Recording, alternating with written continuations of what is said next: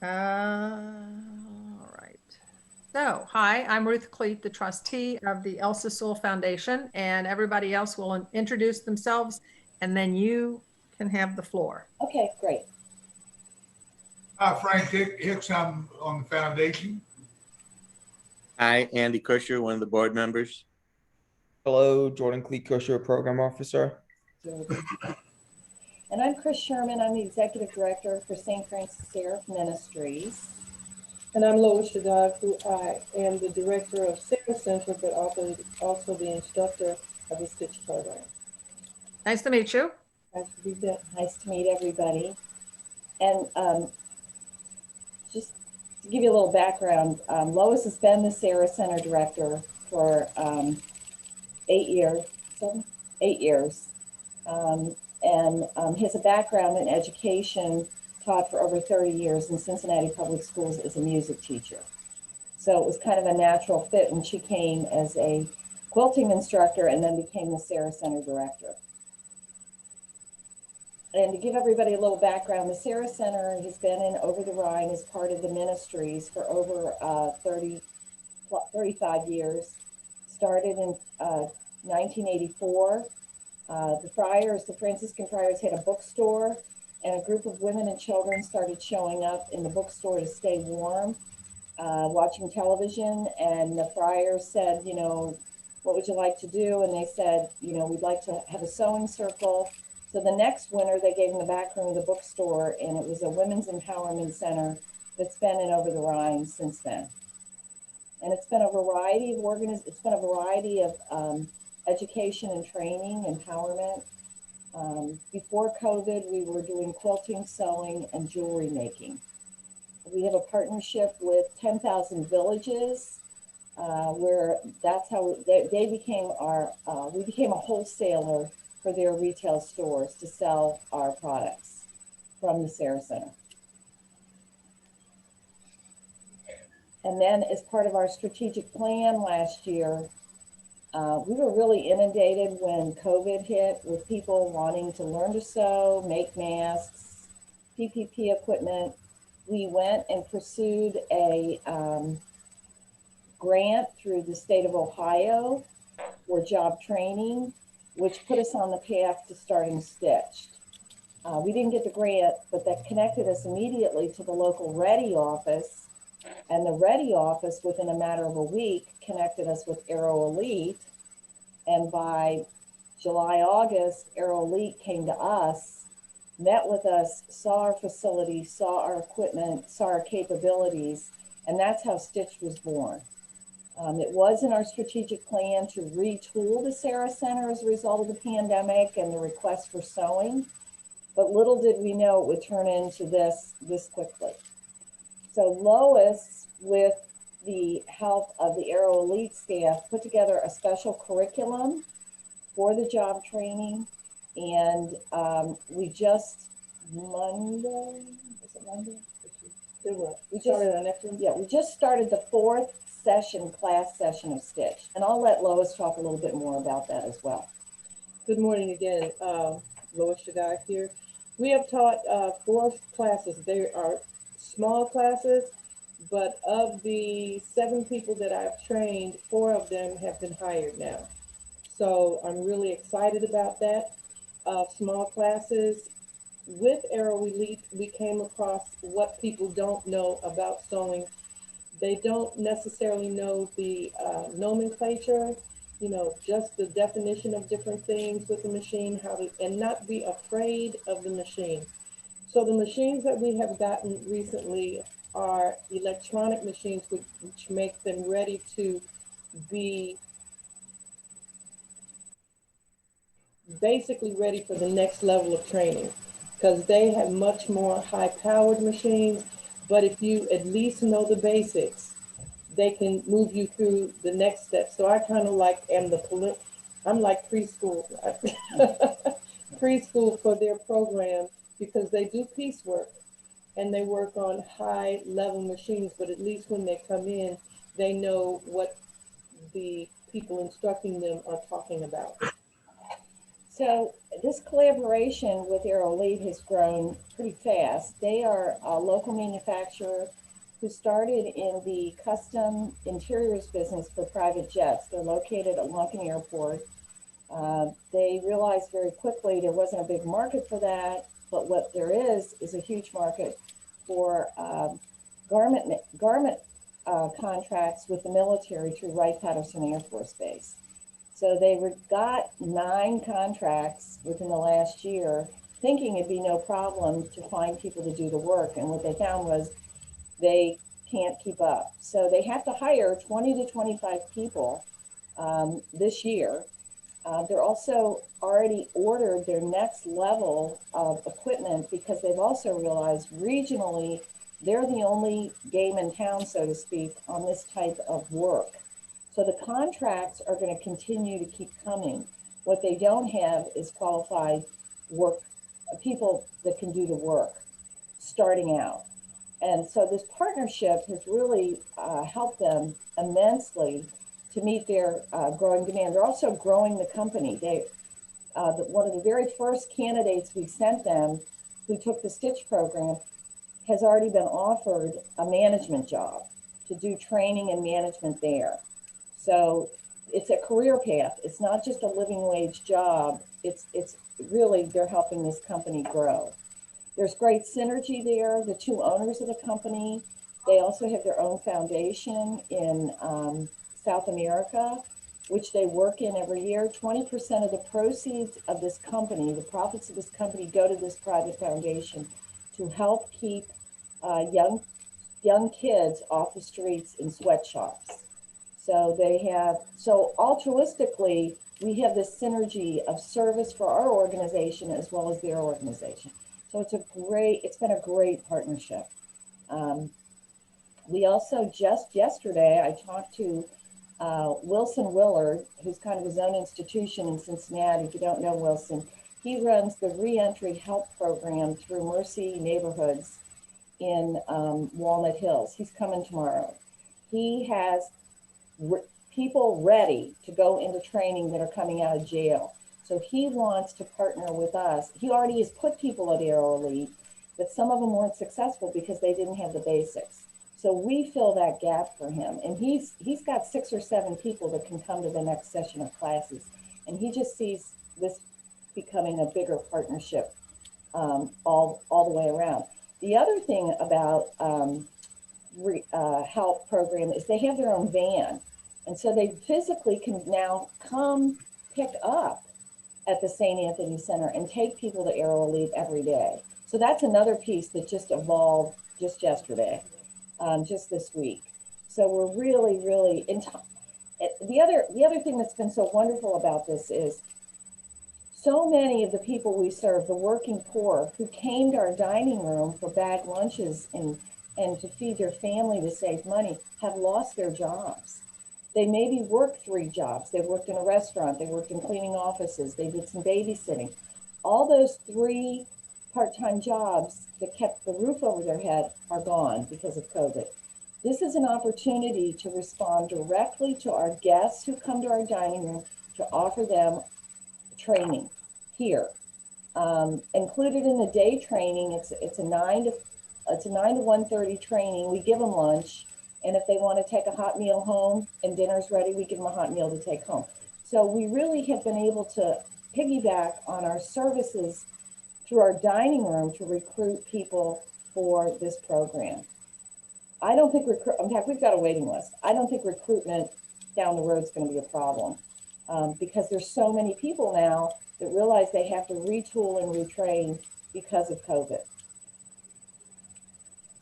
Is other than kind of job placement, is Aerolead giving any like financial support or just kind of the pathway into No, it's full-time work with full benefits. No, sorry. So is Aerolead, I guess, making any financial contributions to like the Stitch program itself, other than kind of the employment?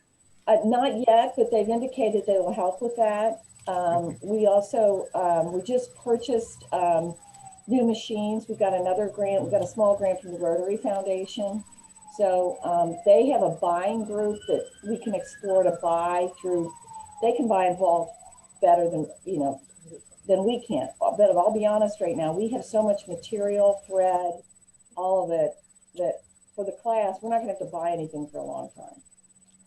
But in terms of making a donation to us, yes, they did anonymously make a donation at the end of last year through our annual appeal. What's the length of time it takes to train someone to be marketable in the skill? My program runs 5 weeks.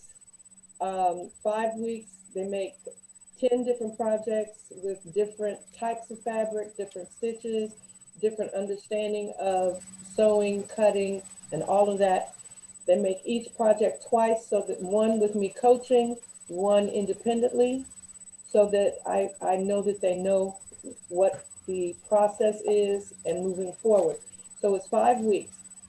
Most of my classes have ended in 4 weeks, but the 5 weeks is good, so that if someone is a little behind, I'm still there to help them through the process if they need to make it. And for me, all people have been successful in finishing the course with no problem. The other part of this is we don't, right now, we aren't drug testing anybody, and we're not looking at anybody's, unless they're a sexual predator, which they can't come in the building anyway, but any convictions, any felonies. We're not doing background checks on anybody who applies to take the class. As long as they come, show up on time, follow the directions, they're welcome to be here. What we told them was, that's also been a barrier for a lot of people in the new job training program since COVID, is if you have to go through the drug test. We're just trying to give them the basic training, and then it's their responsibility to work out their issues for employment. That being said, if they confide in us and tell us, well, I've got a non-violent felony, we can help them through that path as well. We do. We find through the pro bono group and also the legal aid. I don't know if you're aware, but right before COVID, there was a big federal grant given, or federal money given to help expunge records. Since Ohio has one of the highest felony conviction rates, we have over 1 million convicted felons in the state of Ohio, which has been a huge barrier for jobs and shelter. So, we've networked into that. Now the actual support for that kind of dropped off because of COVID, but it's now back on. I have a question. After Aerolead gets their 25 employees through this program, do you have other employees in the pipeline that you're working with so you can place people in other jobs? So Yes. I noticed in the past, I saw in 2018, Widmer's took some. And Yes. So again, this stitch grew out of our strategic plan that was launched in January, but it was also because we had a capstone project in 2019 with UC students, because we had always been talking about starting industrial sewing certification.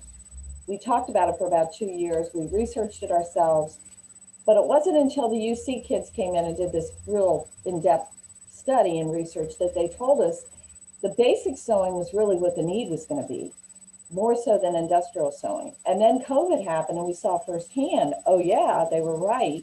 So that's why we pivoted and went into basic sewing.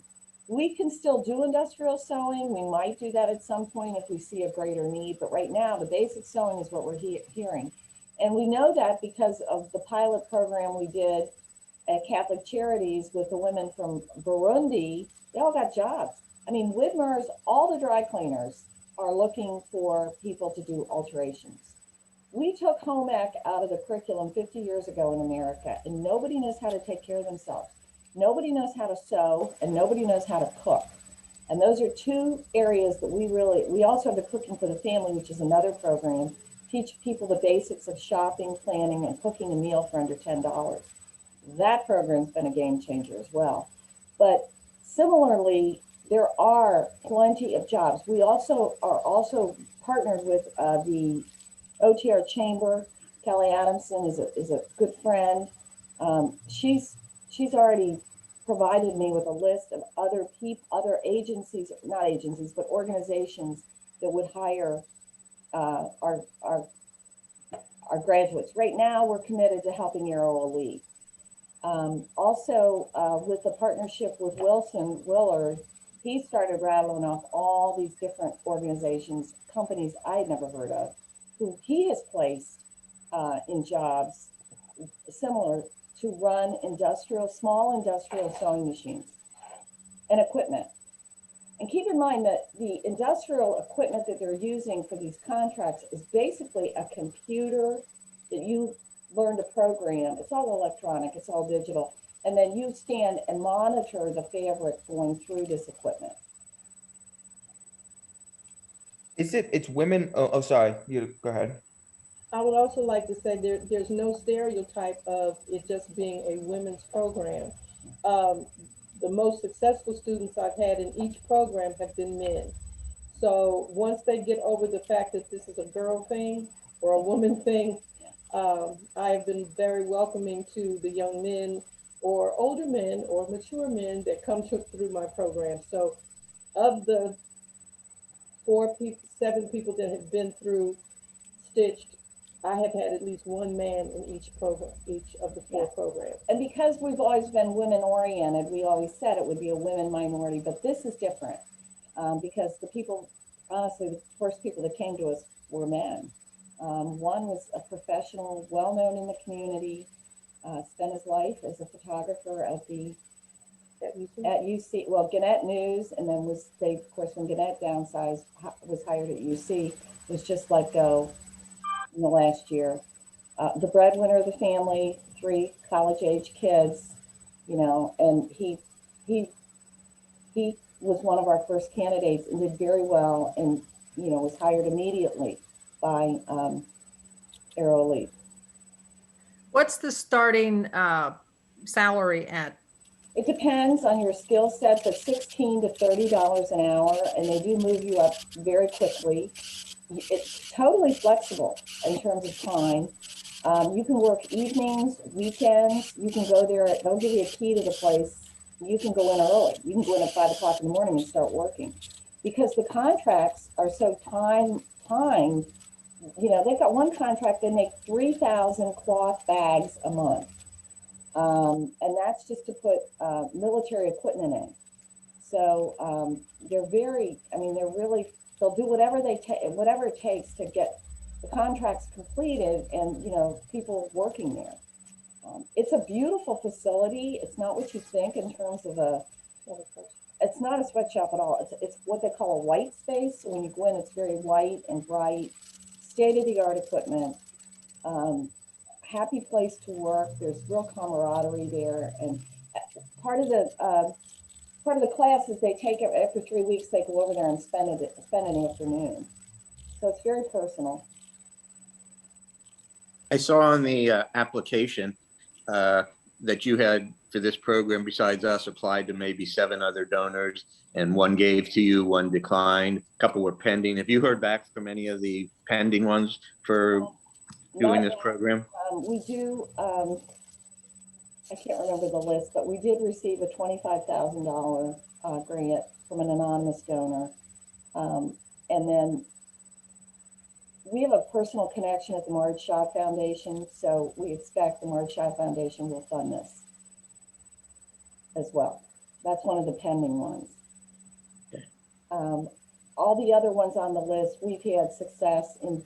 Most of them on the list have funded our Cooking for the Family program in the past, which is structured similarly, small classes, 5 weeks. We've had over 500 families go through Cooking for the Family in 3 years. Everybody wants the 2nd level of training in that. And since COVID, our director for that program is actually working on a 2nd level curriculum.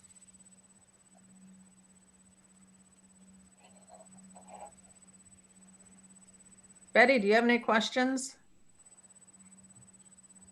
No, I did have a question about the military contracts, but I think you have answered it. On those military contracts, then they don't go to Wright-Patterson. Is that correct? The work is done here and the items are Yes. shipped there? Is Right. All of the work is done at Wright-Patterson acts as logistics command, if you're unfamiliar with them, for the whole military. So most of all the garments that the military make are contracted through Wright-Patterson Air Force Base. So at Aero Elite, they might be working on like pieces of a pair of commando pants is the best way to call them. And so it's piecework, and then they put it all together. But the one piece they showed us had, I think, 7 different pockets. 7 different pockets, 7. and it's a ammunition bag that they make, Yeah. that straps to the chest of the whoever's wearing the gear. So it's a lot of grommets. It's a lot of these stretchy pull things, zippers, I guess? zippers, tabs. But they have equipment. They have digital equipment that makes one part of the garment. And so you might do 1,500 pieces in one day on this one machine, and then you go over to another machine and you put the other piece. So it's piecework, basically, for military apparel. And so could you expand a little bit when you said if they're there and they want food to take home, then you have, I know your organization has a food kitchen. I know that. Right. We run the And so you just also So- make for the people in the class. Is that right? Well, we're making food all day. So we serve breakfast at 7 in the morning. Our main meals that we're serving in our dining room are breakfast and dinner. Then we do a bag lunch in between. Now, bag lunches used to go out of here to job work sites. Because of COVID, that's all changed. So what we do is we have, well, I know we have 3,000 bag lunches right now because I helped assemble them this morning at breakfast, but My goodness. we make the bag lunches so that at breakfast, when somebody comes in for breakfast, they can also get a bag lunch. When somebody leaves at dinner and they're going to another job, they can have a bag lunch. We have mobile meals available all times. That's fantastic. We give them out. We used to do a separate bag lunch program. Our bag lunch now program is now part of our dining room, basically. But at dinner, Monday through Friday, we have a chef who comes in who cooks a hot meal 5 nights a week, different menu every night. We used to serve it in the dining room. Because of COVID, we got the dining room reopened. People can come in to eat, but we're not using dishes yet because of the spray because of the contamination. Now, Board of Health said still package it to-go meals. So we make 150 to 200 to-go meals every night, hot cooked meal. Volunteers come in and put those meals together starting at about 4 o'clock, and they're served at 4:30. So when people leave, Fantastic. they can take a bag lunch, they can take a hot meal, you know. We never turn anybody away. We're Franciscan. Yeah, it's terrific work. Well, and the other piece of this is we were the only nonprofit feeding program in the tri-state area that stayed open, and we never missed a day when COVID hit. We went from in dining to this to-go meal thing because of our volunteers. Before COVID, we had about 6,000 volunteers annually involved in our dining room. Since COVID, our numbers dropped, but we're only down to 2,100 that committed their time and their talent and came here. We had 6 volunteers. Half of our staff during the shutdown, because they were over 60, couldn't be here. So these volunteers stepped up and kept us going. And there's 2 of them that we're going to nominate for Volunteer of the Year, because collectively they never missed a day for 3 months, and they came and served every meal. Just amazing, amazing. And our staff did just an incredible job. Everybody did. That's terrific. There's such a wonderful level of engagement of our volunteers who come and help. Some come every day, some come a couple times a week, some come only once a month. But we have 18 high schools do service work here now at the St. Anthony Center. We have all the first year med students from UC with Dr. Joe Kiesler coordinates that. We have All the Christ College of Nursing must put in 20 hours a semester. So they're wonderful. They come for breakfast almost every day. And they're here at 6:30 in the morning. Terrific. So, I mean, your program, you say the total funding is 50,000, right? For the first year, yes. And basically that helps underwrite the operational costs. We are going to have to hire another instructor. Lois has somebody that she wants to groom in this position. Because our hope is, as soon as COVID is better, we wrote this to have 10 at a time. And we realized as soon as we launched it, the spike in COVID went up. It was December, January, nobody was going to come. We had originally had a partnership with Bethany House, and they had 6 or 8 moms who wanted to take this, but then the schools didn't reopen and the spike went up, and so we had to like regroup. And so what we decided is, as soon as there is a break in the COVID, we could run maybe 2 sessions or 1 bigger session. But we've really found the smaller session of 5 at a time makes it, or 6 at a time, really makes it work better. That smaller group, the time is better utilized.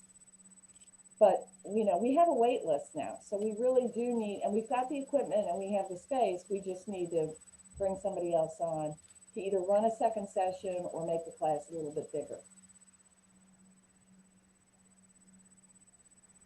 Frank, do you have any questions? No, ma'am, very interesting.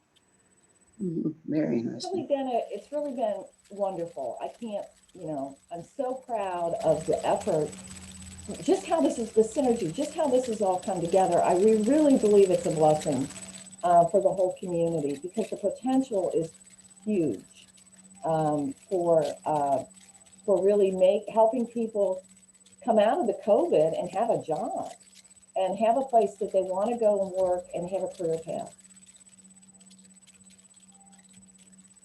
And it's right here. That's the best part. It's not like, you know, they got to get in the car and drive out to, you know, Harrison, Ohio, or. How long do you track your graduates? Since December. Since December. But the other piece is we track, like our Cooking for the Family, we set up a whole program with tracking, with surveying, with blogs, with each Cooking for the Family has its own Facebook page. And so all that data, we've got a template that we use to track our clients in these educational programs. And then we have a partnership with UC Data Analytics. We give them all that information. And over the summer, an intern combs it, cleans it, and then gives it all back to us. And they store it on the cloud for us. So that's been a great, great partnership. We've really been able to track the health and wellness of the people who've taken their class. We also use websites, health and wellness websites, and that's where UC College of Medicine has really helped a lot. Some of the clients we had before COVID got actual prescriptions from first-year residents at UC. Go take this class at St. Francis Seraph, because this will help your diabetes. So we had 3 people that got like written prescriptions from the clinic and came and took the class and successfully completed the class. So we do track them. We have an annual potluck, which again, before COVID, we put the invitations out. We had 700 people respond. They wanted to come, and we had to cut it off at like 400 because that's all we had room for. So the plan is moving forward, we'll have a spring and a fall potluck every year. But those people have stayed together. One class we taught in Cooking for the Family were 9 women, all from Spanish-speaking countries, because the curriculum's in Spanish, and they had never met each other. And that group still gets together once a month, and they cook. They use the Su Casa kitchen at Catholic Charities, and they cook. They're really good friends. Cook for one another. They cook on a Saturday, and they freeze everything because they're all working mothers. So staying connected is part of our charism, because we're Franciscan. We like to keep people. We like to keep track of people. We like to know, how they're doing. And several of our Cooking for the Family families have gone on. One guy went on to Cincinnati Cooks and was hired by Jeff Ruby. And he's doing very well. So our model for Stitch is very similar in terms of programming, follow-up, impact, connection. That's how we do things. That's what we do. Do you have any questions for us? Timeline, in terms of decisions, I know you've got 38 grants in the cycle. I guess, how do you do it? How do you? Our board meets actually next week on Thursday, April 29th. Okay. And that's where they hash everything out. And then we usually get back to everybody within a week of the meeting. Oh, So, wow. so the first week of May, you'd be hearing back from us. Oh, wow, that would be awesome. That'd be great. So that's the timeline, just 2-3 weeks. That's awesome. That doesn't happen. I'm still talking to some groups a year later. And, Oh my. yeah, it's like a lot of committees, a lot of visits, a lot of Zoom meetings. Yeah, but that's awesome. Thank you. That makes our job so much easier. And if you ever want to come down and visit, you're always welcome. I think, Ruth, we met in the hallway one day with Sweet Cheeks. Yeah. And they're doing wonderful. I don't know Yeah. if you've seen their new facility, but it's just amazing what they've done. We're very proud of them. Well, I guess thanks for taking time this morning to meet with us and tell us more about the program. We appreciate Really it. nice to meet everybody. And if you're ever in over the Rhine, stop in. We'd love to see you. All right. Thank Thank you you. so thanks. Take much. care. Bye. Thank you. Bye-bye.